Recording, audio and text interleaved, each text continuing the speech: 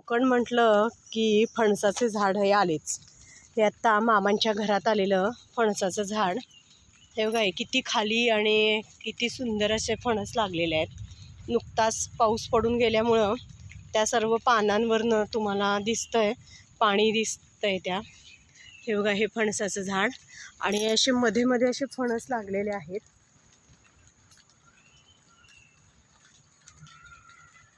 हे सगळे तुम्हाला दिसत आहेत फणस. आता थोडासा वारा आणि पाऊस झाल्यामुळं हे सगळे नारळ खाली पडलेले आहेत बागेत. तसंच काही झाडावरचे पिकलेले आंबेसुद्धा गळून खाली पडलेले आहेत. पण तो खाली पडलेला जो आंबा असतो गळून, तो इथे शक्यतो खाल्ला जात नाही.